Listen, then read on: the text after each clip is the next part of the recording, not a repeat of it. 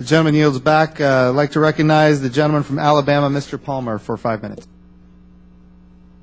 To continue the theme, Roll Tide, and I guess War Eagle, since my kids went to Auburn. But anyway, I want to get into these questions real quick. You know, there's a lot of talk about how the Clean Power Plan is going to impact the economy and impact job growth. And Dr. Turney, you talked about how it's going to lower heating costs, and I think you said something about that heating costs have gone down in Boston. I think the fact of the matter is that it's gone up 37%, and last year was particularly tough on families in the Northeast. You don't have to tell me that. Okay. I don't know that. Here's something I want to point out. Now, this is the interesting thing about this, is you talk about how this green technology is going to lower energy costs and everything. In December of 2005, when the state of Maryland began implementing their plan for going over to renewables, the cost of natural gas was $13.05 per million BTUs. You know what it was in December of 2014? It was probably a third of that because of disruptive technologies of hydraulic fracturing and directional drilling that combined were applied and lowered. You're close. It was $3.48.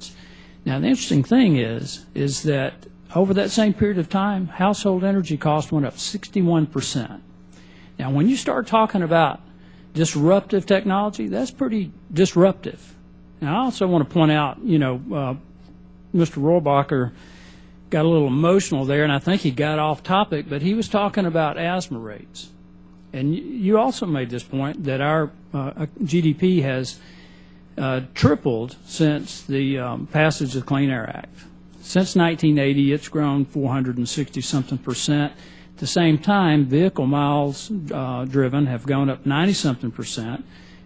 Energy output has gone up 32%. The population's gone up 38%.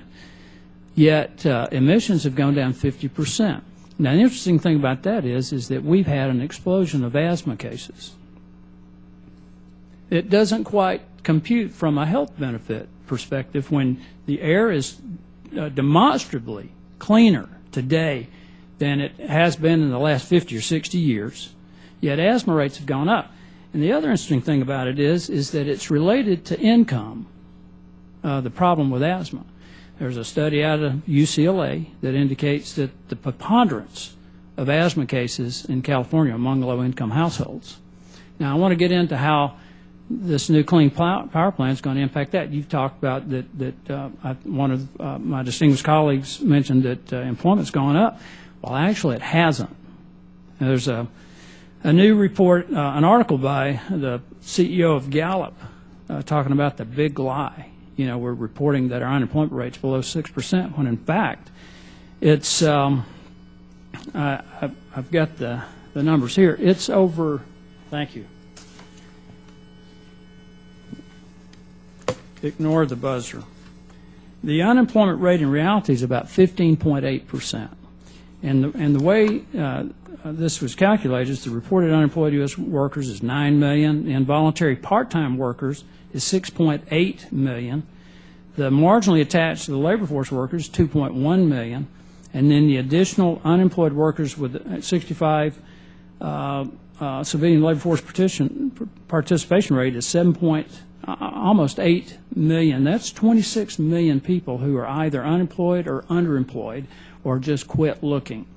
So I want to point out that when you take into account what's going on with these renewables and the regulatory environment that's been created and the impact on the economy, it's devastating. And it's going to have a very negative impact on people's health. Mr. Yulee, I think you wanted to say something. Yeah, the employment numbers you pointed to, very interesting. If you take a look at the employment numbers since the end of 2007, for the rest of the economy, other than the oil and gas industry, employment has been essentially flat. In other words, it's about returned to the place where it was at the end of 2007. Employment in the oil and gas sector, because of the disruptive technologies, fracking has gone up about 40%. So the energy revolution that's underway now in the United States has really been a driver of employment That's the only thing that's really saved us and kept us to this point. But you know, renewables are cheaper in some parts of the country than a fossil fuel technology. Recently in Minnesota, for example, there was a request to have offers from different suppliers. Natural gas-fired power plants did not beat the price of a renewable project. Reclaim my time, Mr. Chairman. I just would like to point out, though, that there's an offset here, and the offset is far more negative than the positive. So I yield the balance of my time. Thank you.